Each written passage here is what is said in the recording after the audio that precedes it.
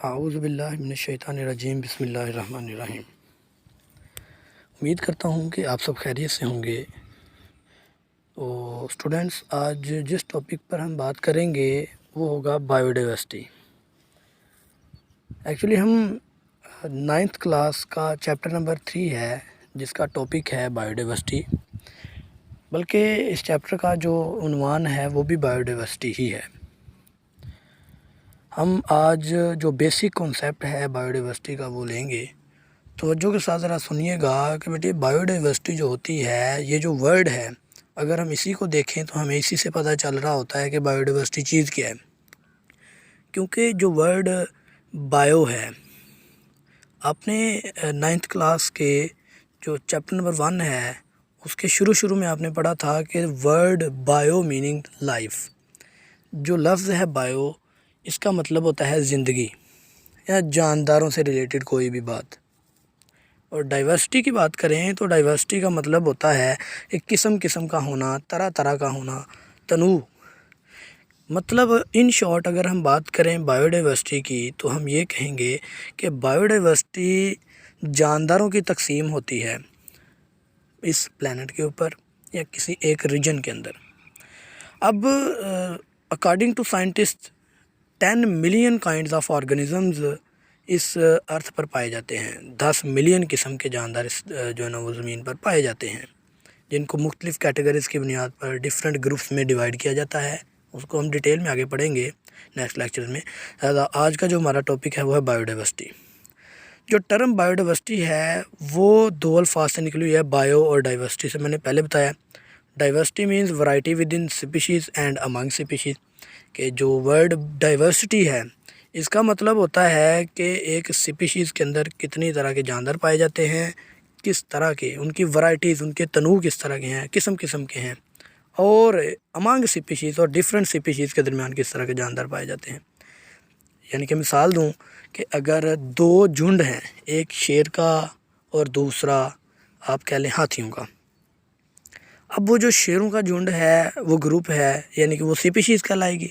Species کی تعریف آپ کو پتہ ہے کہ جانداروں کا ایسا گروپ جو آپس میں انٹربریڈ کر سکتا ہو اور اپنے جیسی فرٹائل آف سپرنگ پیدا کر سکتا ہو، جس کے اندر تولید کرنے کی صلاحیت موجود ہو، وہ سپیشیز ہے۔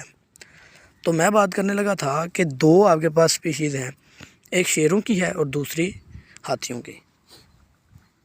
اب شیروں کا آپس میں بھی تو دیکھیں گے تو وہ آپس میں تعاملات ہوگا، ایک دوسرے کے ساتھ لنکڈ ہوں گے، وہ آپس میں خوراک کی تقسیم کرتے ہوں گے، رہنے کی جگہ کی تقسیم کرتے ہیں، تو وہ آپس میں کس طرح رہتے ہیں یا وہ آپس میں کس طرح سے ایک دوسرے سے ڈفرینشیٹ ہیں، طرح کے ہیں نا، تھوڑا بہت تو فرق پایا ہی جاتا ہے ان میں بھی، وہ بھی بایو ڈائیورسٹی ہے۔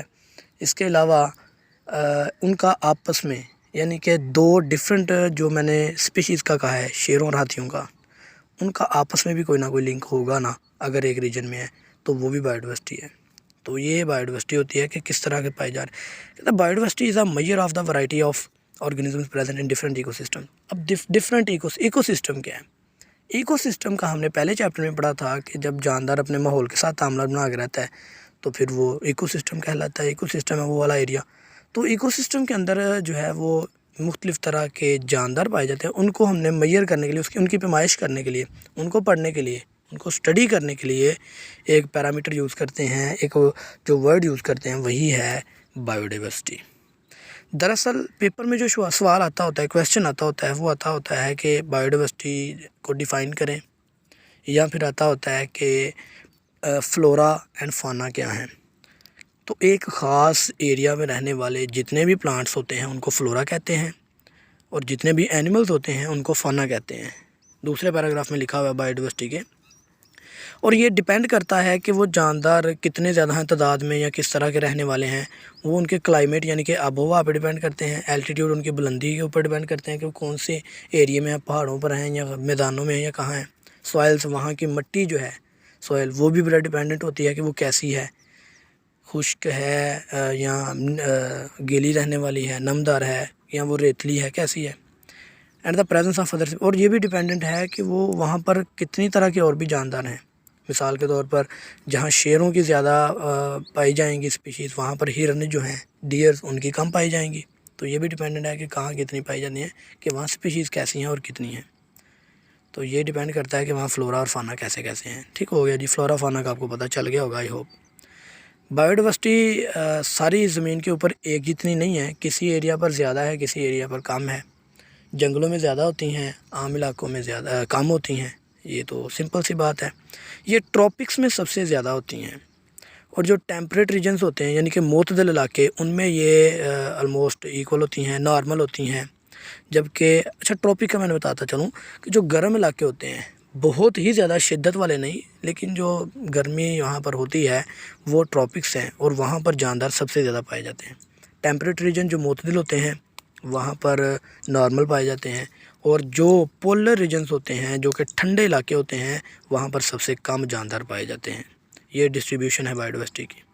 یہ آپ سے شارٹ کویشچن پوچھ سکتا ہے پیپر میں کسی بھی طرح سے. تو بایو ڈائیورسٹی جو ہے وہ اس دنیا پر جو پائی جاتی ہے، جتنے بھی جاندار ہیں، وہ تقریباً 4 بلین سال پہلے کے ارتقاء کا نتیجہ ہے کہ اتنے 4 بلین سال پہلے جاندار وجود میں آنا شروع ہوئے تھے، اور اب جتنے بھی ہیں وہ ہمارے پاس اتنے سال پرانے ہیں.